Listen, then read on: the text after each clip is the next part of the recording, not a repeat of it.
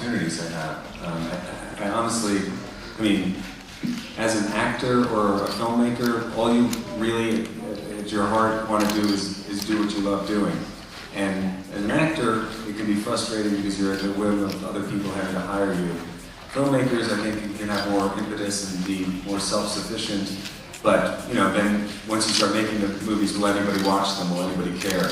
And I feel really fortunate to have had both and to have, you know, that's all an actor can ask for. And all the success on top of that is, of course, you know, it's a wonderful thing that I really appreciate.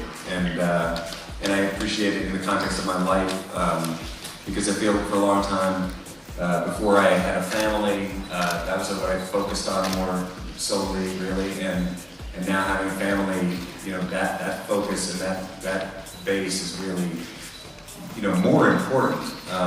You know, when it comes down to life and life experience, you know, the happiness of our family and also the health and security, all those things, that's what we all want for our families. And then above that, the next level is, can I have creative enjoyment and fulfillment, and I feel really fortunate to have the opportunity to keep trying to strive after that. I think creativity is something where you're always trying to figure out what the next thing is and what's the next challenge, because that's what keeps you alive. And I think that's what happens. You know, I think Walter works. You know, he works taking care of the pictures of Life magazine. He's categorizing the negatives, and so he spent years and years looking at the most amazing images from the 20th and 21st century. And it informs his subconscious, and he sees every day people doing extraordinary things that he's not doing. And I think that's part of what makes him jump out and go into the world and finally, you know, take that step. And I think it's what I was talking about earlier with art and movies and music. These things inspire us, I think, to, you know, connect with a part of ourselves that wants that and that wants to have that experience. And, you know, because once you get beyond the everyday sort of necessities of life, that's what I think are very human things, that we want to have a special experience, and we want to feel connected to one another and understand what this world is that we live in, that nobody really ultimately knows what it's about. So to me, those things can and should inspire people to want to go out and take chances and travel, or do something they haven't done before, or, you know, pursue a dream that they have that might seem impossible.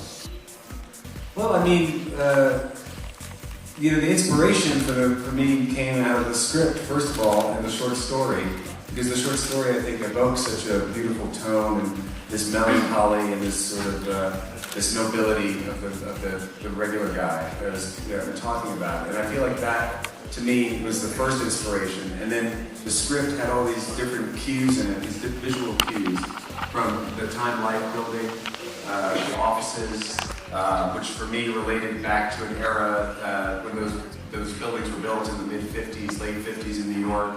That related also back to the late 1930s when the short story was written. So sort of this historical reference to New York and a period of time that I grew up in New York and I feel a connection to. And then when Walter goes out into the world, you know, he's a visual person. He looks at pictures all the time.